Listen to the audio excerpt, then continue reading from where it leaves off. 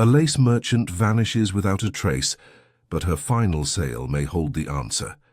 Welcome to the Mysterious Casebook. I am your host, William.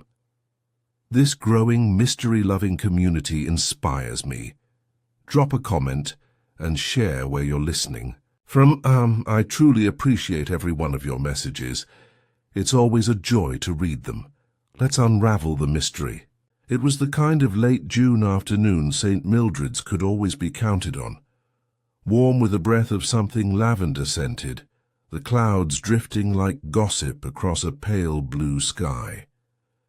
The annual summer fete was in full swing, held as tradition, dictated on the vicarage lawns, with bunting strung between birch trees and trestle tables, groaning under sponge cakes, raffle prizes, and homemade jam. Children darted about with sugared faces, their laughter echoing across the croquet pitch, and the brass band from Little Edgecombe wheezed out something vaguely resembling Greensleeves. Miss Jane Marple, comfortably seated near the rose garden, was knitting what appeared to be an intricate shawl. Her needles clicked softly, but her eyes missed little. She had already noted that Mrs. Blount's elderflower cordial had been discreetly watered down, again, that Reverend Walker was wearing the same trousers he'd worn to the Harvest Festival. Poor dear, he really needed a better wife, and that Dr. Norley's gaze lingered a fraction too long on the ankles of Miss Emily Pritchard, who was at least 30 years his junior. But these, Miss Marple thought kindly, were ordinary sins of vanity, poverty, and loneliness. What was not ordinary, however, was the conspicuous absence of a certain fixture of the fete. Mr. Edwin Lonscombe, purveyor of rare continental lace. Each year, without fail, Mr. Lonscombe arrived with a charming little display, delicate lace collars, antique tatting samples from Belgium and France, and lace handkerchiefs that seemed too fine even to sneeze into. His presence lent the fete a touch of elegance, especially amongst the older ladies who liked to reminisce about the days of lace gloves and embroidered underthings. This year, however, the white-curtained stall stood oddly vacant. A folded notice, pinned to the tablecloth, read only, "Apologies, stall unattended. Back shortly." That had been at noon.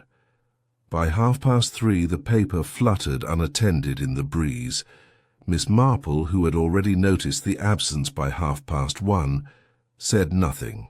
She merely observed. "It's unlike him," murmured Mrs. Lavinia Truelock, passing by with a fruit scone balanced on a paper napkin. "He's always so punctual, so particular." "Perhaps he was taken ill," suggested Mrs. Hatchett, whose son worked in the next county, and whose imagination ran almost exclusively toward heart attacks and food poisoning. "Oh, I doubt it," said Miss Pritchard briskly. "I saw him just yesterday heading down Wandle Lane with that big brown suitcase of his, walking quite sprightly, I'd say." Miss Marple smiled politely, but did not interject. She had also seen Mr. Lonscombe yesterday, and not merely heading down Wandle Lane. She had glimpsed him speaking with young Margaret Perrow near the old bakery gate. Margaret, whose father was a stevedore in Plymouth, and who was often up to town for errands. They had looked, what was the word, furtive.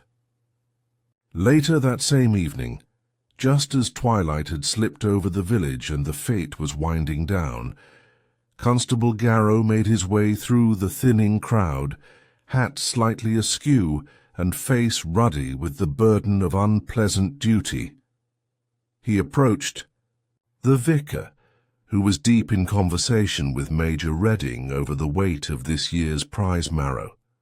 "Begging your pardon, Reverend," Garrow said in a low tone, "but I'm afraid we've had a bit of a situation. The words fell like a stone into the still air. Murmurs halted. Miss Marple's needles paused. "A body," said Garrow, swallowing. "By the canal lock, found by 2 boys from the scout tent, floating it was, face down." There was a collective intake of breath. "And—" The vicar paled. "Well, I'm no doctor, but the clothes match Mr. Lonscombe's. Brown houndstooth jacket. The lot." "Oh, heavens," murmured Mrs. Truelock, pressing her kerchief to her lips. "But surely it can't be—" began Miss Pritchard. "They're bringing the body to Dr. Norley now," said Garrow. "Just for confirmation, mind you. But looks bad. Looks real bad." By the time the last tart was packed away and the bunting began to sag in the cooling dusk, the news had travelled all through St. Mildred's. The lace merchant, dignified, elegant, and always so tidy, was dead. Murdered, that was the whispered word. And as the village lamps began to glow and the fate descended into eerie silence, Miss Marple quietly gathered her shawl and walked home through the lane of overgrown hedgerows. She had begun to think, not about violence, but about lace. Old lace specifically, because the thing about old lace was, like old secrets, it could fray in the wrong hands, and some hands, she suspected, were not as gentle as they seemed. The next morning broke with the kind of uncertain grey light that makes one forget it is summer. The mist rolled softly over St. Mildred's, like a curtain drawn before the village stage, and even the birds seemed reluctant to start the day. But inside kitchens and parlours, breakfast tables buzzed with the same word murmured over jam pots and between bites of toast: murder. At the Bluebell tea rooms, which served as something of an unofficial tribunal for local gossip, the regulars had gathered earlier than usual, in fact. The air smelled faintly of stewed tea and toasted currant buns. Mrs. Lavinia Truelock, wearing a fresh daffodil-yellow cardigan, leaned over her teacup and whispered conspiratorially to Mrs. Rowena Blount, who was buttering her scone with excessive force. "Drowned in the lock face down, poor man," Lavinia said, voice barely a hush. "And with his pockets turned out. Garrow said they found nary a wallet nor watch." Rowena blinked. "Robbery? Perhaps, but it's odd, isn't it? I mean, who robs a lace merchant, and in St. Mildred's of all places?" Mrs. Maudie Fanshawe, seated beside the shop window, where she had a clear view of anyone daring to pass, lowered her newspaper. "Not so odd as you think," she interjected with solemnity. "That man dealt in valuable textiles, antique lace from France. He once told me a single collar fetched 40 guineas at auction.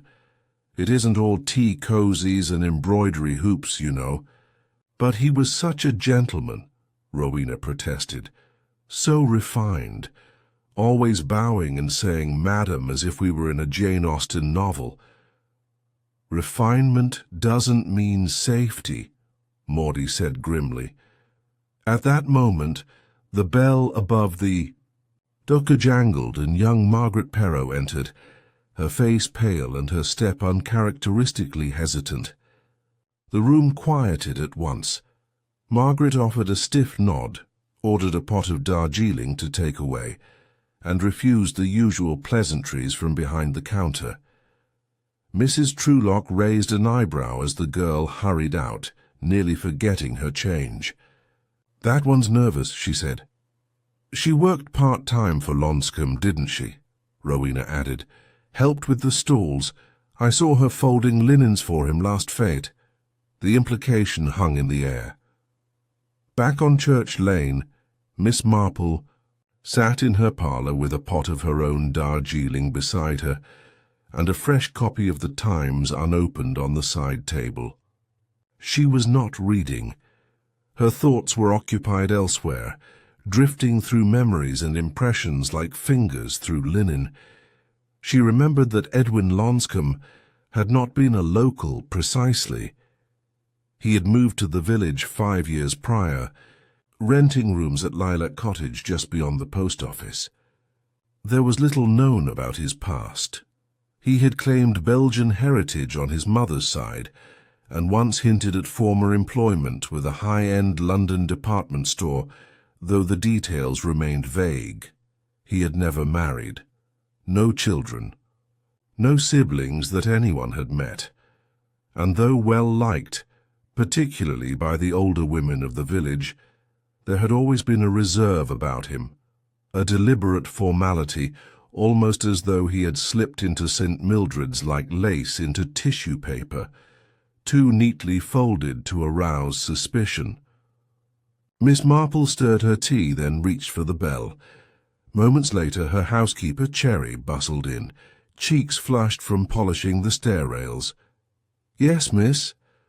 "Cherry, dear, do you happen to know if anyone called at Lilac Cottage this morning?" Cherry paused. "I heard Mrs. Hewitt, the one who keeps the rooms, say the police came round early. Took away a suitcase, they did. Heavy, she said, and his landlady was in quite a state.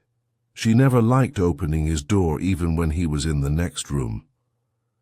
"Did she say whether the suitcase was locked?" "She said it was empty." Miss Marple allowed herself a soft "Curious. Do you think he was robbed, miss?" Miss Marple folded her hands in her lap. "I think, Cherry, that lace is often used to adorn that which we wish to appear innocent." A knock came at the front door just then, and Cherry hurried off. It was Inspector Crayford, a man in his late 40s with a habit of underestimating both the scale of human malice and the power of Miss Marple's deductions. He was courteous enough, though he always looked slightly uncomfortable when seated in her parlour, as though worried she might deduce something unflattering about his childhood simply from the way he folded his coat. "Miss Marple," he began, after the requisite pleasantries, "I won't take up much of your time. I just thought I ought to keep you informed. We've confirmed the identity. It was Mr. Lonscombe, no question." "And the cause of death?" "Drowning," he said. "But the coroner's initial notes suggest he'd been hit over the head beforehand. A heavy object, perhaps a rock. There was bruising, some swelling." "So not accidental, then," she said gently. Crayford sighed. "No. And worse, we've little to go on. No witnesses, no signs of struggle near the canal. His belongings were missing. The cottage was clean as a whistle, too clean. He'd emptied his drawers, everything folded, all the labels neatly removed from correspondence." "No labels?" "Not one. Not even on his shaving soap, no bank papers, no bills." "Almost as if," said Miss Marple, "he knew he wouldn't be needing them again." Crayford frowned. "You think he expected his death?" "I think," she replied, "he may have suspected it." Crayford stood. "We're interviewing the locals. If you hear anything—" "Of course, Inspector." After he'd gone, Miss Marple stood and walked slowly to her writing desk. She withdrew a sheet of fine cream stationery and made a brief list in her neat hand. Margaret Perrot, agitated suitcase, empty labels, removed lace collar, Mrs. Blount, encounter at bakery gate. She tapped the pencil against her chin. Margaret had been nervous. Not distraught, but careful, calculated. The kind of behaviour Miss Marple associated not with grief but with fear of implication. And there was the matter of the missing lace. Edwin Lonscombe's entire stock had vanished. Not a thread recovered, at his cottage nor in the canal. Later that day, just before sunset, Cherry returned from the market with a curious bit of news. "I passed young Henry Pritchard," she said, breathless. "He told me he'd seen something strange down by the watermill, some kind of package caught in the reeds. Looked like fabric," he said, "all tangled up." Miss Marple nodded slowly. "I think, Cherry," she said, "that we should make a visit to the watermill tomorrow morning before the fishermen get to it." And with that, she returned to her knitting, as if the day had offered nothing more than the usual weather and a slightly overbaked tea cake.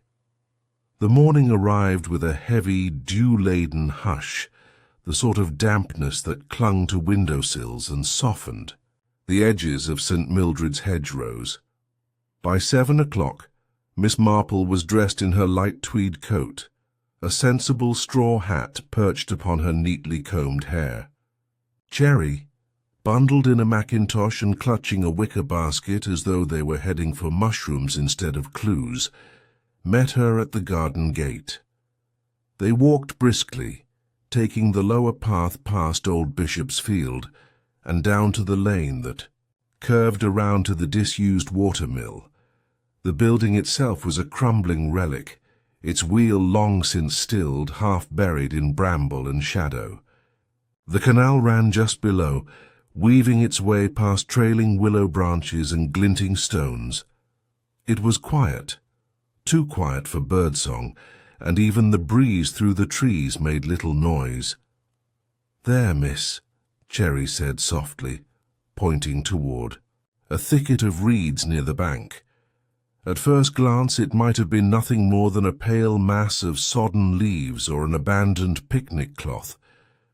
But Miss Marple saw the faint shimmer of thread, the fluttering edge of what looked like a hem, and the unmistakable shape of lace.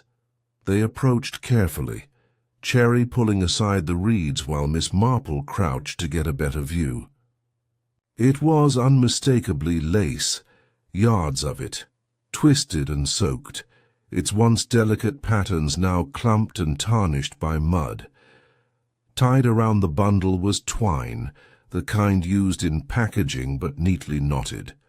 Within the folds, scraps of paper clung, labels, perhaps blurred from water but still legible in places. "Cherry," Miss Marple said, her voice thoughtful, "we mustn't disturb it any further. Would you be so good as to find Inspector Crayford? He'll want to examine this properly." Cherry hesitated, then nodded and set off toward the village at a near trot. Miss Marple remained by the reeds, her eyes quietly cataloguing what lay before her. Not merely lace, she noted, but stock, the entire display Mr. Lonscombe had so meticulously prepared for the fete. There were tatting samples still pinned to cardboard, a crumpled pamphlet advertising Lonscombe Fine Heirloom, lace imported and antique, and curiously a small scrap of what looked to be modern machine lace, coarse and unfinished, peeking from beneath the older pieces. She made a mental note. Within 20 minutes the sound of footsteps announced Crayford's arrival. He came alone, his boots leaving dark impressions in the soft canal-side earth. "Morning, Miss Marple. Cherry said you'd found something." "I rather think it found us," she replied, stepping aside. Crayford knelt to examine the bundle. His eyes narrowed. "Well, I'll be. Looks like his whole stock. What the devil's it doing here?" "That is precisely the question," Miss Marple said, brushing invisible lint from her skirt. "It seems unlikely that a thief would dispose of valuable merchandise, especially lace of this rarity and quality." Crayford rubbed his chin. "Unless they panicked. Maybe someone killed him during a robbery, then didn't know what to do with the goods." "Perhaps," she said mildly, "although panic rarely leaves time for such neat knots. And if one wished to be rid of evidence, would one tie it into a bundle and leave it half visible?" He looked up at her. "You think it was staged?" "I think," she said, that someone wanted us to find it, or perhaps someone else was meant to, and it was interrupted. As the inspector called for his constable and began securing the scene, Miss Marple excused herself and made her way back toward the village. She took a less direct path, one that led her past the post office, where a handwritten sign had been posted that morning, "Closed until 2 p.m. Emergency family matter." The note was signed R. Poirot. Miss Marple stood before it a moment longer than needed. She turned toward the baker's shop, where the usual bustle had already begun. The warm scent of sultana buns and rye loaves drifted out onto the pavement. Inside, she found Mrs. Fanshawe holding forth near the counter, wrapped in a swirl of floral scarf and indignation. "And I told her if she thinks she can cut queues just because her niece works here, well, I said no such thing would happen while I was on this earth." "Oh, Miss Marple. Good morning, Maudie. I hear the mill path has been rather busy." Maudie's expression shifted. "Yes, I heard you were down there. Found something, didn't you?" "Some lace. Quite a lot, actually." Maudie tutted. "Strange business. Do you think it was him, then? I mean," she dropped her voice, "or do you think he was hiding something? All that lace business seemed a bit mysterious." Miss Marple inclined her head. "I've always thought mystery lies more in people than professions, though I dare say professions help to veil it." She purchased a small loaf of brown bread and 2 seed cakes, then left Maudie to her sermonizing. On her way home, she made a detour through Wandle Lane, the same path where Lonscombe had last been seen walking with Margaret Perrot. The morning mist had lifted somewhat, revealing the faint remnants of bicycle tracks in the soft mud near the bakery gate. Later that afternoon, Miss Marple received a visitor. It was Margaret herself. The girl stood awkwardly in the doorway, her fingers twisting at the strap of her handbag. I wanted to speak with you, Miss Marple," she said. "I know people are talking about me." Miss Marple ushered her in, poured her tea and offered her the more modest of the 2 seed cakes. Margaret hesitated. "I didn't do anything wrong. I worked with Mr. Lonscombe, yes, but only for pocket money. He paid fairly. He was always kind." "Kindness can mask many things," Miss Marple said, not unkindly. Margaret's eyes darted. "He asked me to keep something, a parcel. Said he'd collect it after the fete, but he never came. I still have it." Miss Marple did not blink. "Might I see it?" Margaret opened her handbag and drew out a small brown-wrapped parcel tied with green twine. It was light. Miss Marple untied the string delicately, revealing a narrow notebook with fine ivory pages. Written across the inside cover in looping hand was "Inventory Private Clients." "Do not copy. Why did you bring this to me, Margaret?" The girl blinked, tears welling. "Because I don't trust anyone else." Miss Marple closed the book and patted the girl's hand. "You've done the right thing, my dear. Sometimes, you know, justice begins with a quiet act of courage." As the sun dipped behind the trees and the hush of dusk returned to the village, Miss Marple sat once again by the window, the little notebook resting beside her teacup. It was not the lace that interested her now. It was the names. The notebook was a modest affair, no larger than a pocket diary, its ivory pages carefully inscribed in Edwin Lonscombe's measured script. Miss Marple turned each page with the delicacy one reserves for precious things, not out of fear of damage, but out of respect for what they might reveal. The book was not simply an inventory of lace and its measurements. though it listed those in scrupulous detail. Each item was associated with a name, sometimes initials, sometimes a full title, along with short notes in brackets. What stood out most was not the lace itself, but the clientele. Some names were familiar, woven into the quiet tapestry of village life. Mrs. Blount, for example, noted for her taste in heirloom collars. Mrs. Hewitt, who kept Lilac Cottage and fancied herself a collector. Even Reverend Walker's name appeared once, annotated simply with "gift for sister, paid in full," but others were less expected. A Mrs. L.M., accompanied by the curious phrase, "same as Portsmouth parcel." A Mr. D. Hargrave, private room consultation, May 14th. The most cryptic, however, came 3/4 through the book. M.P. withheld, see red envelope, drawer, fragile. Miss Marple's eyes lingered on that last entry. She placed the notebook gently on the table and leaned back, her mind ticking through recent conversations, expressions, and silences. The initials M.P. could correspond to many names in a village like St. Mildred's, where tradition and repetition lent themselves to more Marys and Margarets than one could rightly count. But timing, Miss Marple had always maintained, was everything. That afternoon she paid a quiet visit to Lilac Cottage. Mrs. Hewitt, still rattled by the death of her lodger, greeted her with distracted politeness. She was a tall, raw-boned woman with sharp elbows and a fondness for scented vinegar. "I don't usually like renting to men," she said as she poured tea in a mismatched cup. "But Mr. Lonscombe, well, he was clean, paid on time. Never gave me a bit of trouble. Still, I never liked going into his room.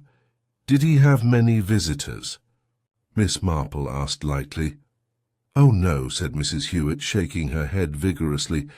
"Not a one stayed more than a minute or two, always discreet, very hush-hush. I don't think he cared for idle chat, and always locking his drawers, even took the key with him to the fete." "Did he mention keeping letters?" asked Miss Marple. Mrs. Hewitt's brow furrowed. "Now that you say it, he once asked me for a red envelope. Said it needed to be sturdy. I gave him one from my sewing box. He looked at it a long time before he nodded. Did he ever mention a withheld order?" The older woman considered this. "Only once, I think. I heard him muttering to himself. Said something about too delicate to sell, or dangerous, in the wrong hands. Something like that. I didn't pry. I learned long ago, Miss Marple, that the less you know about other people's things, the safer you sleep." Miss Marple sipped her tea quietly. Outside the parlour window, a sparrow hopped along the window-sill before flitting off toward the hedges. As she rose to leave, she paused by the door. "One last question, Mrs. Hewitt. The red envelope. Do you happen to know where he kept it?" Mrs. Hewitt nodded. "Top drawer of his nightstand, but the drawer was empty when the constable came. Locked but empty." Miss Marple's smile was gentle. "Thank you. You've been very helpful." From there she walked the longer way home, past the green where a few children were skipping rope under the watchful eye of Miss Pritchard, who had taken it upon herself to revive the spirit of the fete. She waved stiffly as Miss Marple passed, and Miss Marple, ever courteous, returned the gesture with a polite nod. That evening she invited Reverend Walker for a quiet supper. He was a kindly man, middle-aged and chronically apologetic. Over a modest meal of watercress sandwiches and pickled beetroot, Miss Marple brought up the matter of Lonscombe's church attendance, very regular, the Reverend said. Sat 3 pews from the front, always the same seat. Wore gloves even in July. doffed his hat in the old-fashioned way. "Did he ever confide in you?" Walker hesitated. "Not directly, but I sensed unrest. A man who's moved often.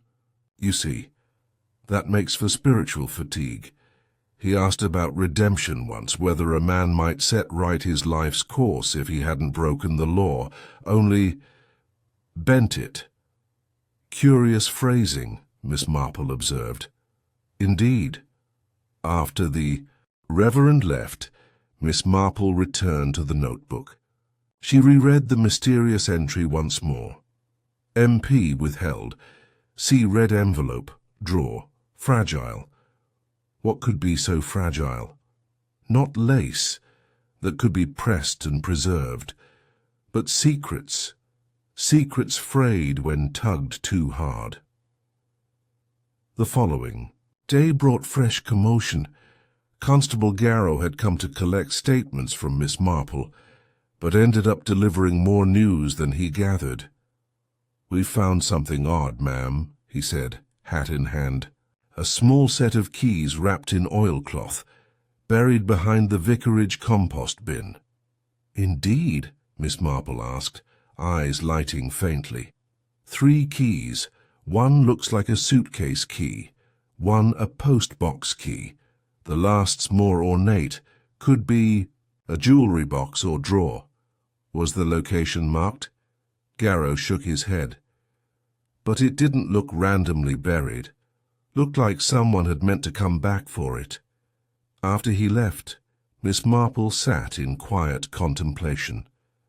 The suitcase at Lonscombe's cottage had been empty, the post office closed in haste, and a drawer, possibly the very drawer meant to hold a red envelope, had been locked but found empty. If the keys had been hidden before the fate, it meant someone close to Lonscombe had acted with intention. If after, then the panic had come. Later, perhaps after a visit to the fate had gone very wrong, she returned once more to the notebook. Names, annotations, timings. She traced her finger down to Mrs. Blount's entry. Lace collar, ivory, altered per request, paid. In part and beside it, added in smaller script, MP delivered, no further orders. Miss Marple narrowed her eyes. MP did not appear again. The next morning, as a soft drizzle began to descend upon the village, Miss Marple called upon Margaret Perrot. The girl looked weary, her eyes ringed with sleeplessness, and her voice clipped. "By caution.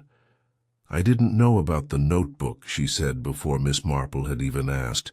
"Not the rest of it. I only saw the front pages when he handed it to me. He said if anything happened, if he didn't return, to give it to someone. Who knew how to read people?" "And why do you think he said that?" Miss Marple asked gently. Margaret hesitated. "Because he was afraid of someone here. And now, I don't know what to believe." Miss Marple patted her hand. "Belief can wait, but observation cannot." Outside, the village bell began to toll. No funeral, but midday prayer.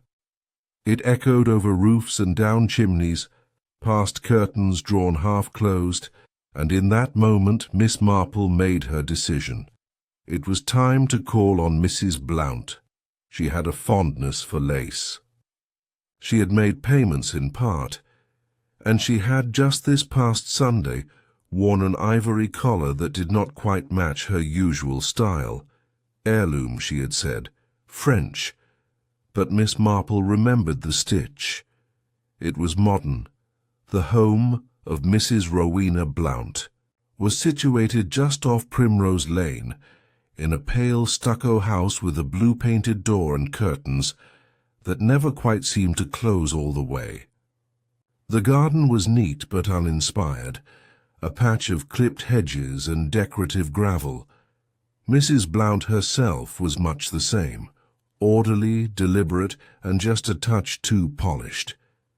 She was the type of woman who wore gloves to fetch the post and kept her cherry scones in airtight tins labelled in precise handwriting.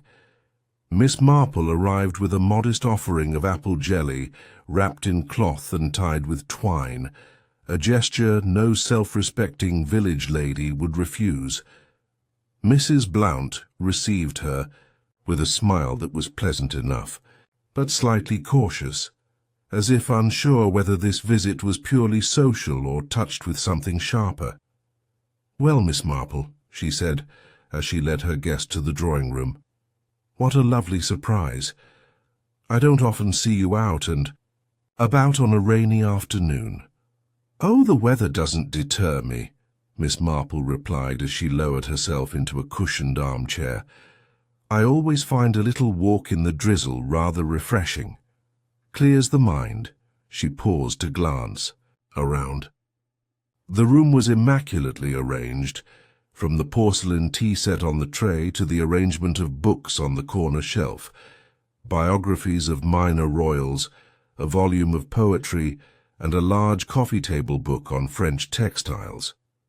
"I do so admire your taste in lace," Miss Marple said, as she reached into her knitting bag and removed a half-finished sleeve. "I couldn't help but notice the collar you wore last Sunday at service. Exquisite, truly, almost museum quality." Mrs. Blount's smile froze just briefly. "Oh, that? Yes. An heirloom, actually. Belonged to my grandmother. She had a few pieces from the continent, brought back before the war." "Indeed," Miss Marple replied, not looking up from her knitting. "Though I must admit, it reminded me of a pattern I saw in Lonscomb's stall some time ago. Belgian, but with a peculiar modern edging, industrial thread used to finish the scalloping. Quite rare. Only a few artisans make them nowadays. You know." There was a pause. Mrs. Blount tilted her head slightly. "I wouldn't know. I'm not terribly familiar with the details." "Curious," Miss Marple said, almost idly. "I only mention it because Edwin Lonscombe noted in his private catalogue that you'd commissioned a piece. Paid in part, I believe." Mrs. Blount sat back, her hands tightening on the edge of her skirt. "Well, if you must know, I did commission one, but I never received it. He told me it had been sold by mistake. I was rather upset about it, but what could I do?" "I see," Miss Marple murmured. Another pause. The ticking of the mantel clock filled the silence, punctuated only by the faint sound of rain against the window panes. "May I ask," Miss Marple continued, her voice still warm and even, "when you last saw Mr. Lonscombe?" Mrs. Blount hesitated. "Oh, several days before the fete. I passed him on the green. We didn't speak." "I see," Miss Marple repeated. She changed the subject gently, offering mild remarks on the quality of the year's strawberries and the shortage of decent lace hooks in the village haberdashery. After a few minutes more she rose, made her farewells, and left Mrs. Blount to her spotless sitting-room and the growing unease that clung faintly to her perfume. As Miss Marple returned down Primrose Lane, her thoughts turned again to the notebook. Mrs. Blount had lied, though gently in the way practiced by people who consider deceit to be distasteful, but occasionally necessary. That she had received the lace collar was evident in the stitching alone. That she had not paid in full raised the question. What else had passed between her and Mr. Lonscombe? Back at home, Miss Marple found Cherry tidying the sideboard and humming a hymn slightly off-key. "There's been a bit of a stir, miss," Cherry said, glancing up. "They say Constable Garrow was at the post office again this morning with the inspector."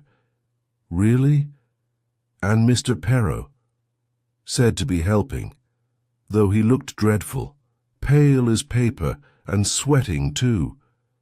Miss Marple sat at her writing desk, and resumed her examination of the notebook. She flipped back to the earlier pages, skimming over initials and dates. One name reappeared with subtle persistence. Hargrave. Mr. D. Hargrave. Consultation, May 14th. Miss Hargrave. Alteration returned. Hargrave order. Delay requested. Hargrave. The name was familiar, though not local. She recalled a tall gentleman, narrow face, dark coat, visiting the village last month, dining alone at the King's Plough and asking after antiques, the E. Name hadn't come up in the investigation so far. She circled it neatly with a pencil. The next morning brought further complication. Our second parcel had been found. This one half buried near the churchyard wall. Inside, a broken bit of mirror, 2 lace cuffs, and a torn handkerchief monogrammed with the initials MP. Miss Marple examined it at the constable's office. Later that day, found by the groundskeeper, Inspector Crayford told her, buried in soft earth under the rosebush. Odd place to discard such things, Miss Marple remarked, especially if one hoped to hide them. It seems more a gesture than a concealment. Meaning? Meaning, she said gently, that someone is trying to erase themselves, but not entirely, as if they want to be discovered, but selectively. Crayford frowned.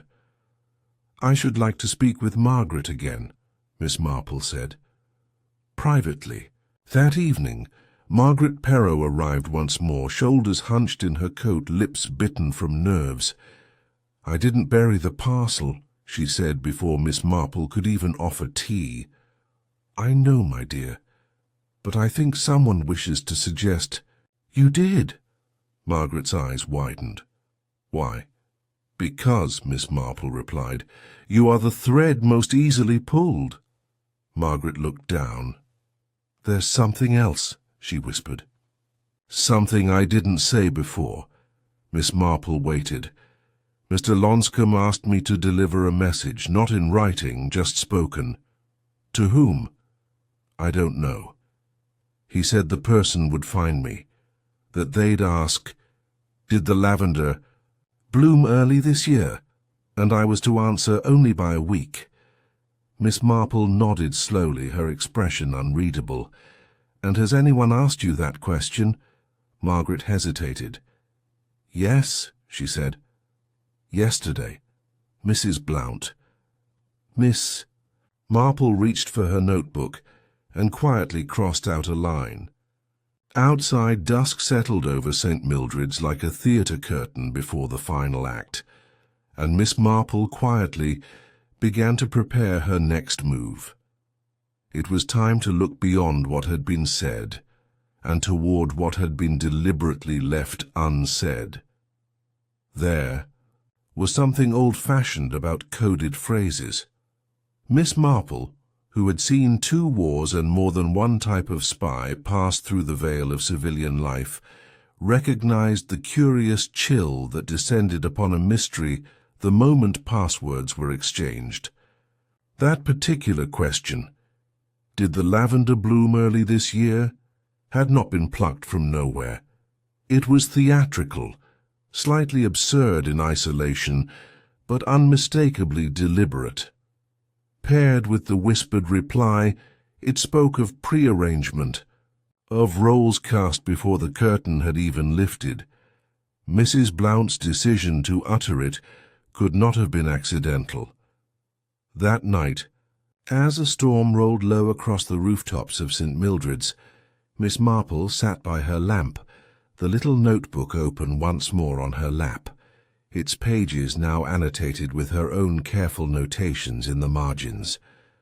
Next to several names she had placed small stars, a single underlined question marked MP, and beside it a fresh pencil line beneath the word withheld. In the village, whispers had begun to sharpen into theories. Some said Mr. Lonscombe had been blackmailing someone. Others whispered about a smuggling operation, antique lace being merely a cover for more illicit trade, opium, diamonds, forged notes. The more imaginative claimed he had once been a spy. None of these theories, Miss Marple suspected, were entirely correct, nor were they entirely wrong. It was, as ever, not the lace itself that mattered, but the hands that passed it, the reasons. It was treasured, and the lives that folded themselves around its possession. The next morning dawned bright and brittle, a contrast to the night's storm. Miss Marple rose early, dressed with quiet purpose, and paid a visit to the vicarage. Reverend Walker answered the door in his shirt-sleeves, blinking with surprise. "Miss Marple, you're up with the lark. I do hope I'm not intruding," she said, "but I wonder if I might ask to see the church logbook. The one for flower arrangements, the flower rota." He chuckled. "Of course, come in. You're the only person in the parish, I dare say, who finds our floral planning thrilling." Within minutes, she was seated at the vicar's oak desk, flipping through the neat hand entries in the green-bound register. It was as she suspected.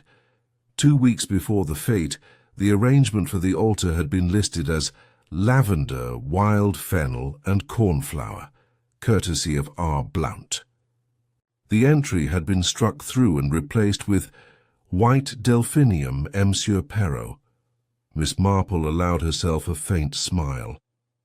She left the vicarage and headed toward the high street, where the village was beginning to stir. The post office had reopened, though Mr. Perrault kept largely behind the scenes, leaving the front counter to his niece. Margaret looked thinner, paler, but greeted Miss Marple with a nod of recognition and something like relief. "I have no message today, my dear," Miss Marple said softly. "Only this." She slipped a folded note into Margaret's hand, an address written in tight script, underlined once.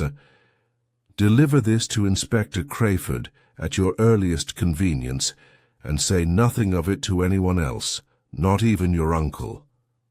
Margaret." Nodded silently. The address was not in St. Mildred's. It was a warehouse location, one Miss Marple had traced through the inventory references in Lonscombe's notebook, listed only as W.B. Ledger Drop, alternate stock. She suspected the inspector would find it useful.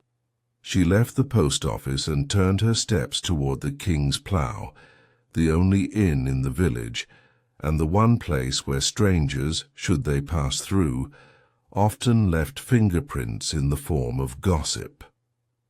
Mr. Hargrave, the name that had recurred in the notebook, had not stayed in St. Mildred's long, but he had made an impression. Miss Priddy, the innkeeper's wife, was bustling about the front garden with a watering can when Miss Marple approached. "Oh, Miss Marple, did you want a table for Sunday luncheon?" "Not just yet, dear. I was actually wondering if you remember a Mr. Hargrave. Tall man, dark coat. Came through last month." Miss Priddy paused. "I do, now that you mention it. Said he was antique hunting. Asked if I knew anyone who dealt in vintage linens. I put him in touch with Mr. Lonscombe, of course." "Why?" "Oh, idle curiosity," Miss Marple said, her smile sweet. "Do you recall when he left?" 2 days before the fete, early in the morning. Didn't stay for breakfast. Left cash in an envelope with the key." Miss Marple thanked her and continued on. The timeline was narrowing. Hargrave had consulted with Lonscombe privately. He had paid in cash. He had left quietly, without fanfare. Whatever passed between them had prompted Lonscombe to make entries in his notebook, including a postponed delivery and, more curiously, a consultation. There were layers here. a business too carefully structured to be mere hobby. A notebook, too deliberately organized to be harmless. And lace, always the lace at the center of it all. She returned home by 11:30, and shortly after, Cherry brought in the morning post. "Only one for you, miss," she said, "though it's hand-delivered. No stamp." Miss Marple opened it slowly. Inside was a single slip of notepaper bearing a typed message. "Some things are best left buried. Let the dead man keep his secrets." It was unsigned. She held the note a moment longer, then folded it neatly and tucked it into a drawer beneath her embroidery threads. Intimidation, she thought, was rarely effective when delivered anonymously. By mid-afternoon, the village was buzzing again. Word had spread that the police had discovered a set of duplicate records hidden behind a false panel in the warehouse Miss Marple had identified. Crayford, though notoriously cautious with praise, had dispatched a constable to thank her for the tip, but that was not what occupied Miss Marple's thoughts as she sat down to tea. Her attention was fixed on something smaller, something overlooked, a small brooch. She had seen it on Mrs. Blount's lapel during their conversation, a delicate thing made of filigree silver and inset with a single blue stone. She had seen it, before years ago, in an entirely different village, worn by a woman on trial for forging estate papers. It had been custom-made, unique. Miss Marple rose from her chair. She no longer needed the rest of the notebook. The answers would come not from inventory, but from confrontation. But not yet. One more piece remained hidden, one more veil of lace. To lift. Outside, the church bell rang the half-hour, and in her mind Miss Marple counted not time, but motives. That evening, St. Mildred's was bathed in the soft golden hush that falls over English villages just before twilight. The clouds, frayed at the edges like well-worn lace, glowed faintly pink as the sun dipped behind the vicarage rooftops. Miss Marple sat in her front parlour, seemingly absorbed in her knitting, but her thoughts were moving far faster than her needles. The brooch. That brooch. It had troubled her more than anything else. She had an excellent memory for faces, of course, but even more so for objects, decorative items, trinkets, forgotten keepsakes, the sort of thing people wore not for fashion, but for meaning. Sentiment, history, or worse, deception. The silver brooch Mrs. Blount had worn during their tea visit, with its intricate filigree wings and blue stone centre, was not the sort of piece one acquired by accident. Miss Marple had seen it before. On the shoulder of one Mrs. Cecily Denham of Little Frothingham, a woman tried 20 years earlier for forging a noblewoman's will. She had worn it during the inquest, a silent badge of defiance. The trial, sensational, at the time had never fully resolved. Mrs. Denham had disappeared shortly after her acquittal, and the story faded into village memory like a ripple on a pond. Miss Marple leaned back, letting her knitting fall into her lap. Could Mrs. Blount be Cecily Denham? It seemed improbable, and yet Rowena Blount had arrived in St. Mildred's only 6 years prior. No family history, no familiar connections, and an accent so delicately neutral it seemed designed not to give anything away, and Mr. Lonscombe had been just as curated. Private, meticulous, his past veiled in polite obscurity. What had passed between them? And had one known the other from a former life? The knock at the door was faint but deliberate. Miss Marple opened it to find Margaret Poirot standing in the dusk, her eyes shadowed with fatigue. "I'm sorry to bother you, Miss Marple," she said softly. "But I've remembered something. Something odd." Miss Marple stepped aside and motioned her in. "Come, child, sit by the fire. Now tell me everything exactly as it came to you." Margaret sat twisting her fingers in her lap. It was the night before the fete. Mr. Lonscombe came to the post office late, nearly closing time. He was carrying a wrapped bundle, tied up in brown paper. He told me he needed to send it by courier, but didn't want it logged officially. Said it was sensitive. Did he say where it was going? Margaret shook her head. No, but he did say it had to reach a woman named Corinna, that she would know what to do. He seemed agitated, sweating, nervous in a way I'd never seen. "And what did you do with the package?" "I didn't send it. I couldn't. I had no courier that late, and he wouldn't wait. He took it with him." Miss Marple studied her carefully. "Did anyone else see him leave?" "I think." Mrs. Blount passed by just as he stepped out. She was walking her little dog. She nodded at him, and he stiffened like he'd seen a ghost. Miss Marple folded her hands in her lap. "That is very helpful, my dear." Margaret hesitated, then pulled a small object from her handbag. "I found this in the back room today. It had fallen behind a cabinet. I think Mr. Lonscombe must have dropped it that night. It was a key, small, brass and ornate, distinctly antique." Miss Marple took it with quiet reverence. She turned it over in her fingers, then rose and stepped to her writing desk. From a locked drawer she withdrew the bundle of items recovered from the mill, the soaked lace, the packaging, and the labels. Among them had been a fragment of ivory, card stamped with the words Fleur de Minuit Calais. "That," she said, holding up the key, "is a trunk key, and I dare say it opens something meant never to be opened again." Margaret's eyes widened. "A trunk?" "Yes," Miss Marple said calmly, "and I think I know where to find it." She thanked the girl, offered her a peppermint from the tin on the mantel, and promised to inform her if any further questions arose. After Margaret had gone, Miss Marple penned a short note to Inspector Crayford, requesting his presence the following morning and suggesting they pay a joint call to Mrs. Blount on a matter of mutual concern. The inspector, though privately sceptical of Miss Marple's feeling for the psychological, had come to trust her instincts enough to follow their lead, if not without his usual wearied sighs.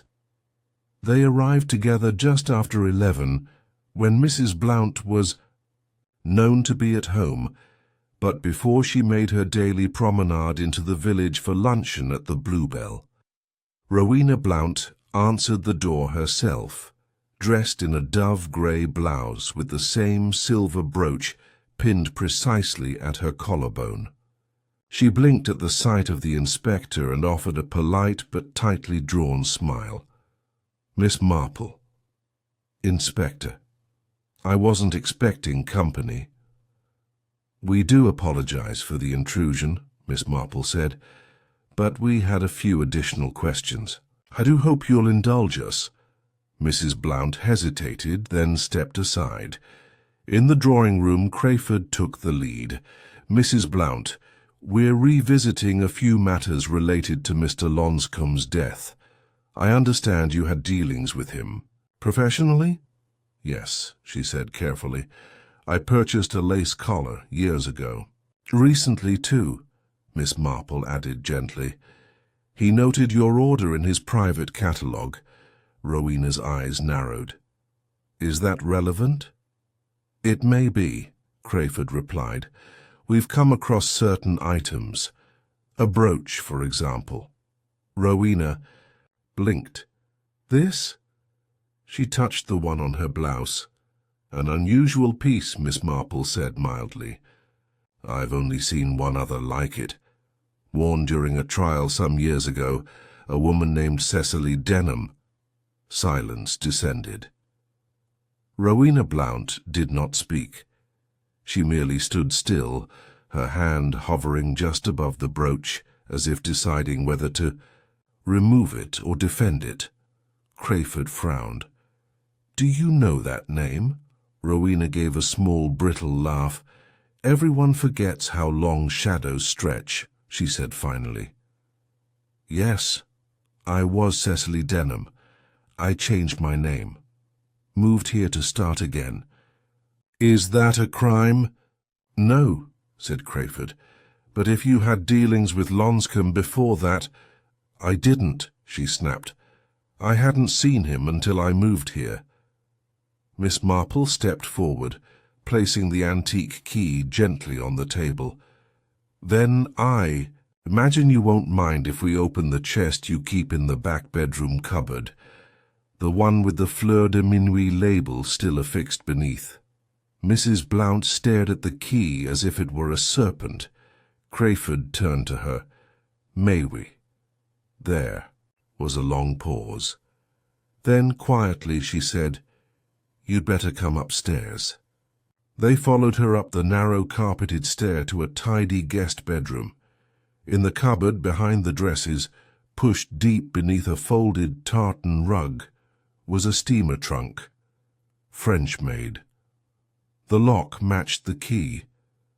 Inside were layers of lace, carefully wrapped along with letters, dozens of them. Correspondence between Cecily Denham and Edwin Lonscombe, letters of debt, threat, regret, and among them a single sheet with one line: "The lavender will bloom early this year." Miss Marple said nothing. She simply folded her hands and waited. And still the murder had not been confessed, because the motive, like lace, was delicate, its pattern not yet fully visible. But soon, she thought, very soon. The trunk, once opened, seemed less like a container and more like a confession. The air inside was tinged faintly with lavender sachets, a scent long associated with civility and concealment. Miss Marple, standing quietly beside the bedpost, watched as Inspector Crayford removed the contents one by one with gloved hands. Parcels, wrapped in tissue, yellowing envelopes tied with ribbon, and a ledger covered in worn blue cloth. Mrs. Blount, Cecily Denham, stood back from them all, her arms crossed tightly as though shielding herself from the very past she had so carefully hidden. Her face, once a mask of gentle charm, was now taut with something less refined, the weary panic of a person watching a structure she built begin to splinter. "I did not kill him," she said suddenly, voice brittle. "No one has accused you." "Of it," Crayford replied, though the edge in his voice suggested the thought had crossed his mind. Miss Marple stepped forward gently and examined the top envelope. It bore Edwin Lonscombe's script. "To be opened only in the event of my death." It was sealed with wax, the imprint slightly smudged. "Inspector," she said quietly, "perhaps this should be read first." Crayford nodded, broke the seal, and carefully unfolded the letter. His eyes moved down the page with deliberate slowness. He did not speak immediately, but his brows lowered slightly as he finished reading. At last he handed the paper to Miss Marple. She read silently. "Dear Corinna, if you are reading this, then the precautions I feared have failed. I am either gone or in danger beyond return. I regret bringing you into this. You left that life behind, and I had no right to draw it forward again. But they never stopped looking, and I had nowhere else to turn. The order was placed by someone from the past, a name I had not heard in 20 years. They wanted more than lace. They wanted silence. I could not give it. Tell them everything. Let the pieces fall where they may. Il Corinna, not Rowena, not Cecily, Corinna Blount. Miss Marple folded the letter, her thoughts turning over the weight of the name. It was likely an old alias, perhaps used during the period when she had disappeared after the trial. Edwin. Had known it, trusted it. That trust now formed the pivot around which his fate turned. Crayford looked to Mrs. Blount. So he was blackmailing you? Her eyes blazed. No, it wasn't like that. Edwin and we knew each other long ago, before everything went wrong, before the Denham case. He helped me once, protected me. I owed him. That's why I agreed to let him store the trunk here. Miss Marple raised her chin slightly. And the parcel he prepared to send, intended for Corinna, did he give it to you? She hesitated. No, he said he might, but I never received it. That night, I saw him walking toward the fete. He was distracted, pale.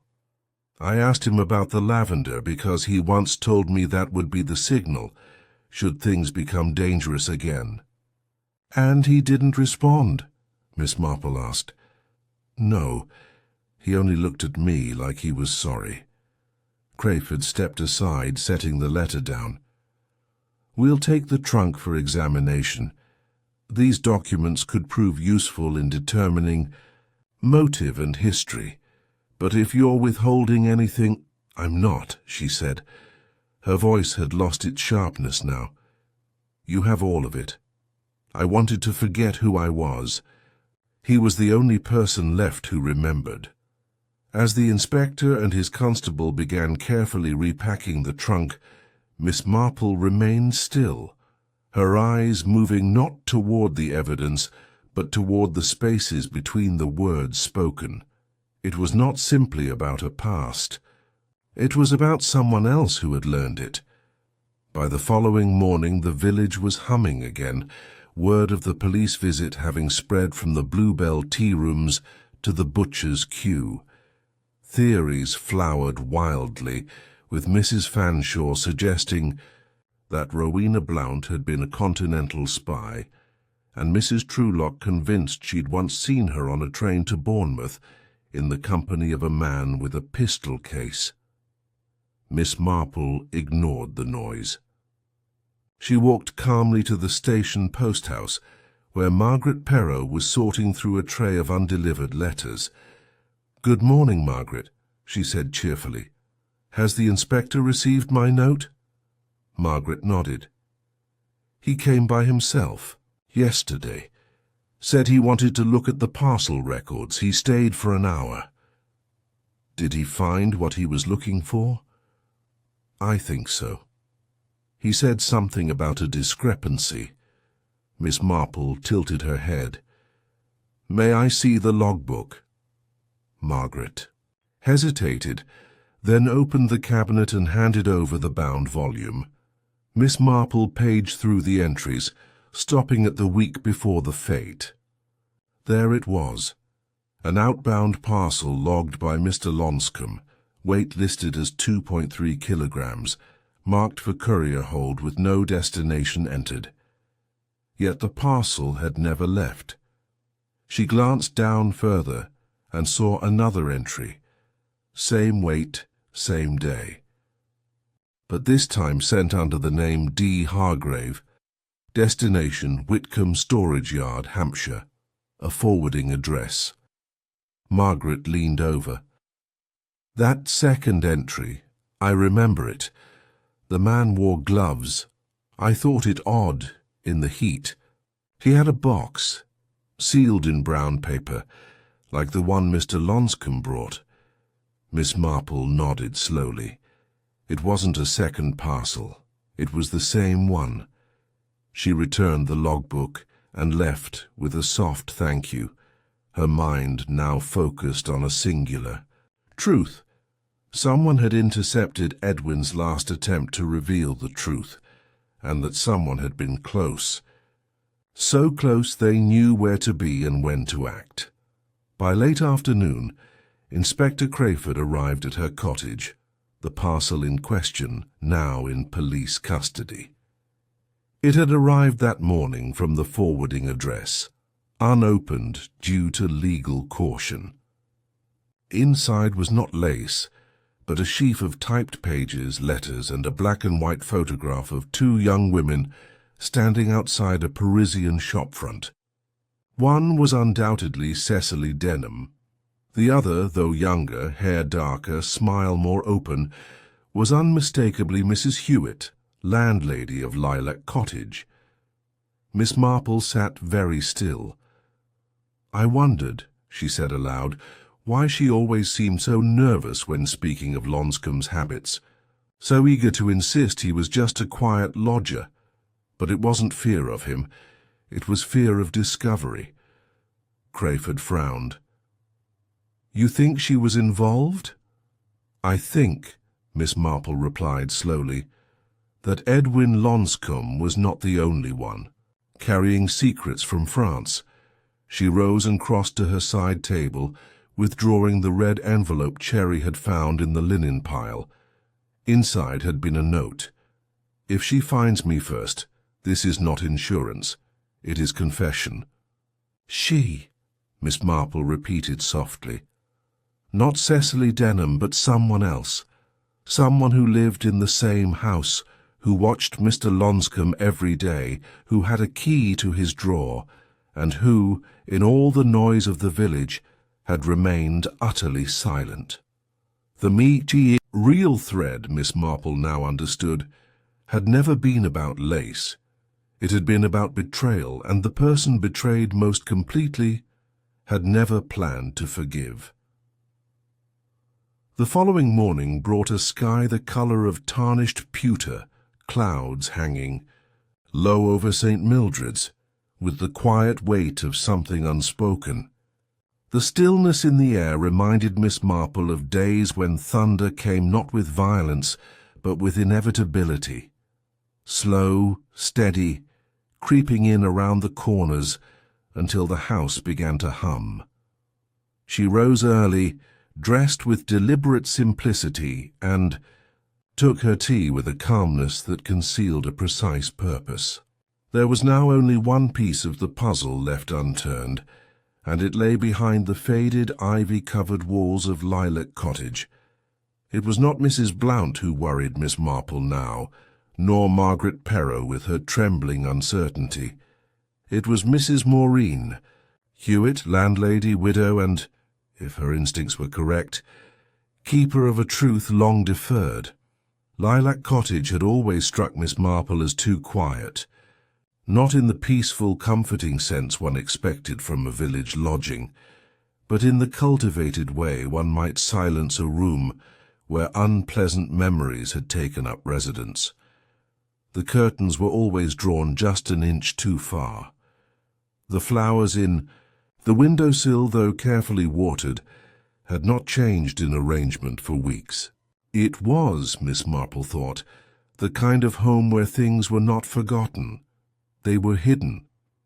She arrived at 9:30, gloves neatly folded in her handbag, and a small parcel of scones tucked under her arm.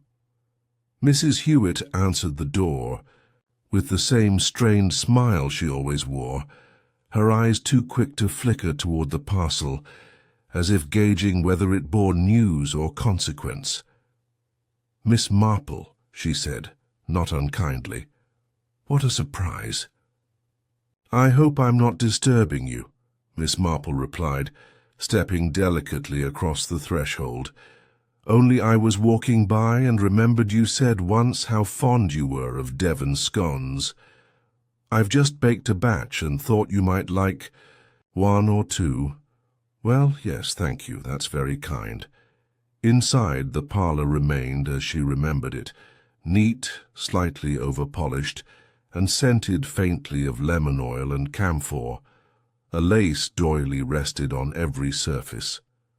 Not just one or two, but an abundance, under the candlesticks, beneath the teapot, even wrapped around the base of a small lamp, all handmade, all matching. Miss Marple's eyes settled on the set for only a moment, but the observation lodged in her mind like a splinter. They sat together with tea, and the conversation danced through all the proper channels. The weather, the state of the garden, the difficulty of finding good tea cakes since the new grocer took over. It was not until the second cup was poured that Miss Marple spoke the words she had come to deliver. "I've been thinking about Mr. Lonscombe," she said gently, "about what he left behind." Mrs. Hewitt froze, cup half raised. "Oh?" "There were letters," Miss Marple continued. "A great many of them.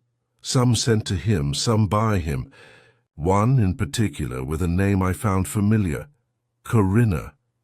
Mrs. Hewitt blinked. "Curious, isn't it?" Miss Marple said. "To find that name so rare in two places, once in a letter, and once on a faded passport I recall glimpsing in the back of your hall drawer several years ago. You were showing me an old family photo album at the time." Mrs. Hewitt was still. "You must be mistaken." "Perhaps," Miss Marple said. "But then I've always had an untrustworthy memory for people. Not for details, mind you.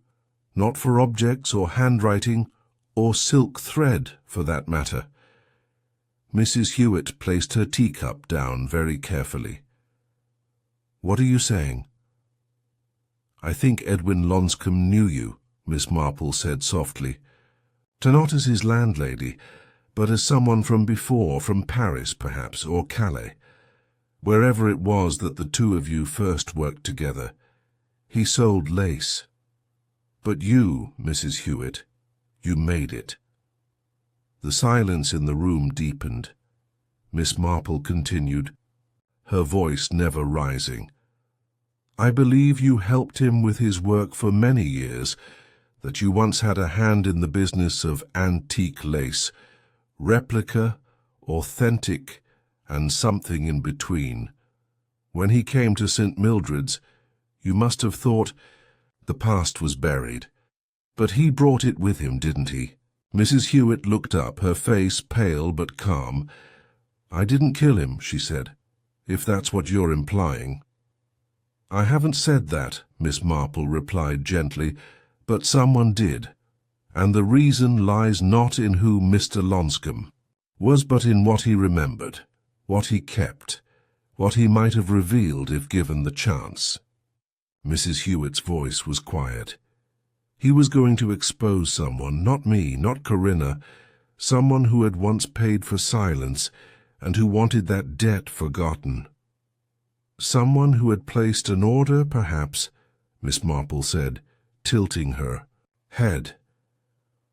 "A final order, one that Mr. Lonscombe refused to deliver."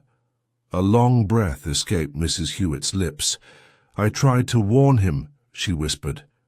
"I told him the moment I saw her again." Miss Marple didn't need to ask whom. Rowena Blount, Cecily Denham, Corinna. A woman of many names and even more shadows. But Miss Marple had come to believe her story, in part, that she had been involved long ago, yes, but the fear in her eyes when the trunk was opened had not been that of guilt, but betrayal. Someone else had twisted the past into threat. Someone else had turned knowledge into weapon, and now Miss Marple believed that someone was very close. "I think," she said gently, rising from her chair, "it is time we stopped trying to unravel the past. The present is more dangerous. Now." Mrs. Hewitt stood too, her voice shaking. "He was going to go to the police. He said he'd had enough, said he didn't care about the risks anymore. And someone decided that made him expendable."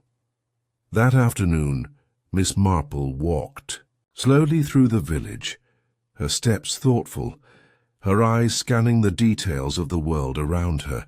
She saw Dr. Norley exiting the chemist, tipping his hat to a passing widow.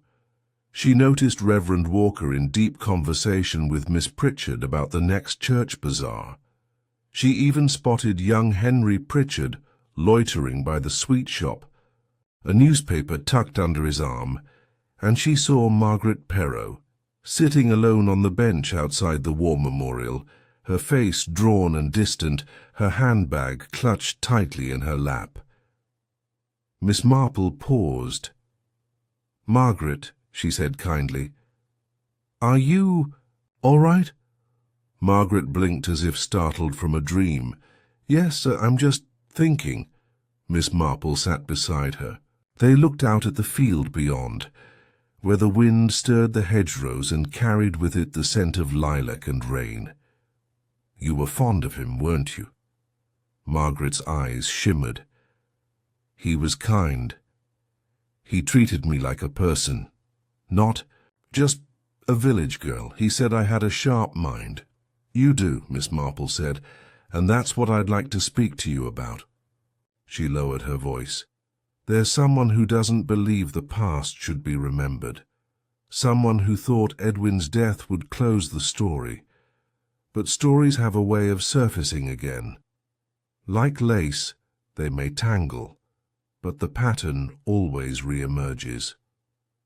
Margaret said nothing, and Miss Marple, who had observed enough grieving women to know when grief had been replaced by something colder, guilt or fear, waited in silence. There would be one more twist, she was certain, one more stitch to unravel, but it would have to be placed just right, carefully, quietly, and at the perfect moment. The following day arrived washed in sunlight, the kind of fragile, forgiving warmth that gives a village like St. Mildred's the illusion of perfect peace. Lawns shimmered with dew, robins fussed in the hedgerows, and children released from morning lessons played beneath the trees with an unself-consciousness untouched by recent whispers.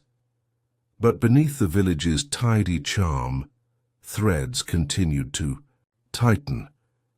In Miss Marple's parlour, the shawl on her knitting needles remained half-finished as she sat in quiet preparation. The moment had come for her final test, not a confrontation in the dramatic sense, but something far subtler. Subtlety, after all, was her greatest strength. She had long believed that truth revealed itself most clearly, not in rage or confession, but in the minute cracks that appeared, when one pressed just the right question at the right angle. She had chosen her guests with care. That afternoon, at precisely 4 o'clock, a small gathering assembled around Miss Marple's table. The excuse, of course, was tea, cherries, currant buns, her own lemon sponge, and a tin of seed cakes that always found favour with the Reverend. But the purpose was far more delicate. Each guest, she had decided, had touched the edges of Edwin Lonscombe's life. Each knew something or suspected something, or had something they were keen not to reveal. The murderer, of that she was now nearly certain, was among them. Mrs. Rowena Blount arrived first, dressed impeccably in blue and ivory, the infamous silver brooch conspicuously absent from her collar. "Miss Marple," she said as she stepped into the parlour, "I hope I haven't come too early." "So not at all, my dear. The sponge is still warm, but everything else is quite ready."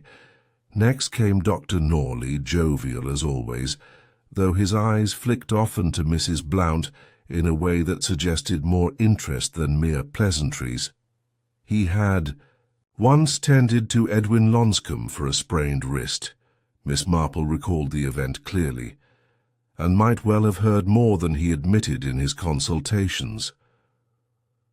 Margaret Poirot arrived after, her face guarded and pale, her movements crisp, but hesitant.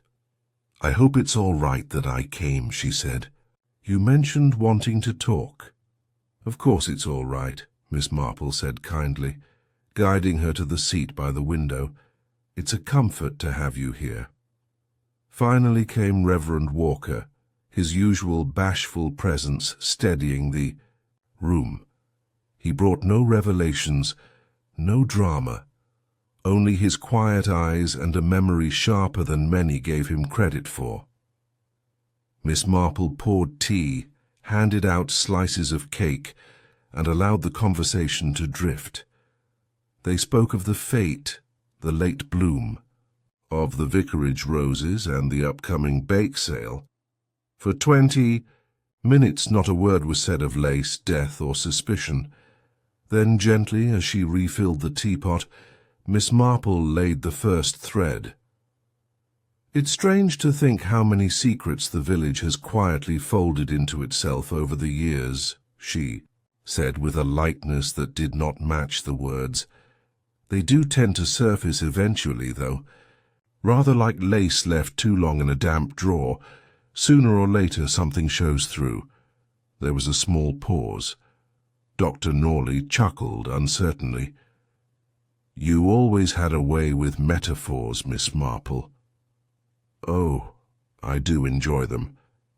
They allow one to speak truths without rattling the china." She let the silence stretch again, then turned to Mrs. Blount.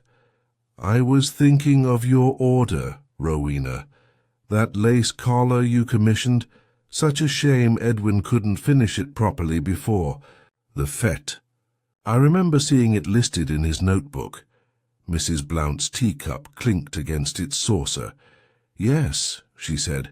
"Yes, well, he had many clients." "He did," said Miss Marple, "but very few he trusted." She shifted her gaze to Margaret. "You know, my dear, Edwin spoke very highly of you. He said you were perceptive, observant. That must have made you valuable to him, especially when he began to worry that someone was watching him." Margaret's eyes dropped. "He never said that to me." "But you suspected, didn't you?" Miss Marple said gently.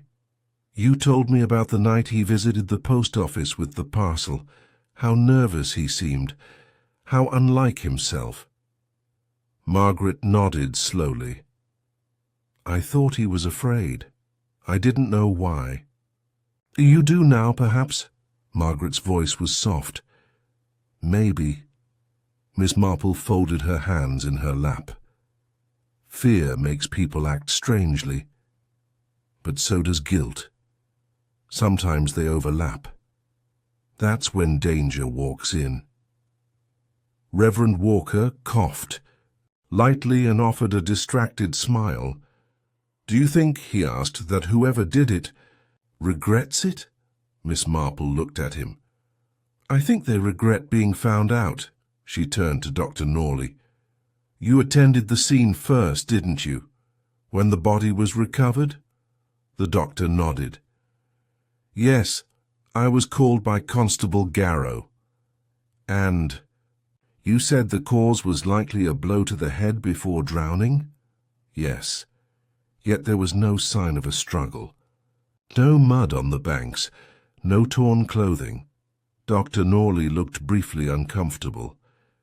"True, but that could suggest he was attacked elsewhere, or by someone he trusted." There was a beat of silence. Miss Marple's voice softened. "I don't think Edwin Lonscombe went down to the canal with a stranger. I think he went there to meet someone who had asked to speak to him, perhaps about the parcel or the names he'd begun to write down, and I think he believed that person meant no harm." The room was very still now. "I've often said," Miss Marple continued, "that murder is not always committed with hatred. Sometimes it is committed with fear, with the desperate desire to protect something or someone at any cost." She reached into her knitting bag and withdrew a small card. It was the final inventory slip from Lonscombe's records. "MP," she read aloud. "Withheld. Fragile." She looked up. "Margaret, my dear, did Edwin ever tell you what the initials stood for?" Margaret's lips parted, but no words came. "Because I think he did," Miss Marple said softly. "I think he told you in..." in the way he always did, indirectly, respectfully, but clearly enough for you to understand. I think he gave you that inventory page not as a record, but as a warning." Margaret's hands trembled. Her eyes filled. "I didn't mean to," she whispered. "It wasn't supposed to go that far." There it was. A breath. A sliver of admission. Not a confession. Not yet. But the unraveling had begun. Miss Marple leaned forward, voice gentle as falling dusk. "I believe you, my dear. But fear must never be the final word in a story. And Edwin, he never meant you harm, only the truth." The clock on the mantel struck 5. Tea had gone cold. The sponge sat uneaten, and across the parlour tension hung like lace suspended, between pins, delicate, intricate, and one touch from collapse. Miss Marple folded the card and tucked it away. There would be one more meeting. One more conversation, then all would be revealed. The rain had begun by morning. Not the heavy, thundering kind, but a fine, continuous drizzle that blurred the hedgerows and made the stone walls of St. Mildred's glisten like slate. The air smelled of damp earth and faded lilac, and the lanes were nearly empty, save for the occasional umbrella-toting pedestrian making their way to the grocer or the post. In her parlour, Miss Marple stood by the window, watching the drops trace their slow descent down the glass. Her shawl was folded neatly over the back of her chair, her knitting untouched for 2 days now. She had waited, as she always did, for the quiet to settle in fully, for guilt to ferment into burden, and for the right moment, neither too soon, and nor too late. At precisely 10 o'clock there came a soft knock at the door. She opened it to find Inspector Crayford, coat damp and eyes already narrowed with inquiry. "Miss Marple," he said without preamble, "I've just come from the Hewitts. Mrs. Hewitt has admitted to helping Lonscombe hide correspondence, but she denies any knowledge of what happened the night he died." "She's telling the truth," Miss Marple said, stepping aside to let him in. "Though I believe she suspected the worst long before you or I." Crayford removed his coat and followed her into the parlour. "There's something else," he said. "Margaret Poirot came to the station last night. She left a written statement, though unsigned. Said she knew who killed Edwin Lonscombe, but couldn't bring herself to say the name aloud." Miss Marple nodded. "Then she's nearly ready." Crayford sat, fatigue lining his face. "I can't help thinking we've been dancing in circles." "Oh, we have," Miss Marple said gently. "But that's the thing with lacework, Inspector. You have to trace every loop before you find the flaw." She stood and crossed to the sideboard, retrieving a small leather-bound book and placing it on the table. "Do you remember this?" Crayford nodded. "The private inventory, the one with the coded notes. There was one entry that puzzled me. Not for what it said, but for what it didn't." She opened the book to the middle and pointed to a page. "MP. Withheld. Fragile. See red envelope." She looked up.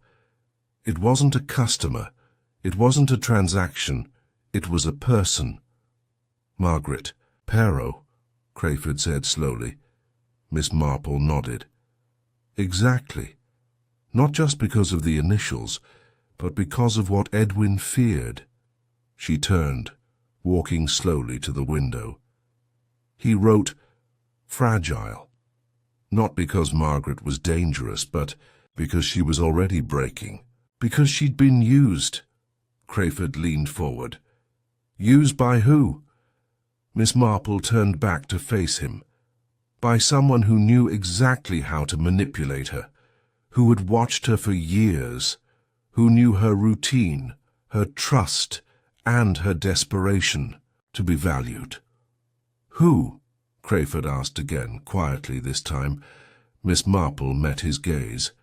Her uncle. There was silence. Then in a low voice Crayford said, "Mr. Poirot?" Miss Marple nodded slowly. "It always comes down to what we overlook. Mr. Poirot, quiet and courteous, content behind his counter, with a mind for postal ledgers and unspoken truths.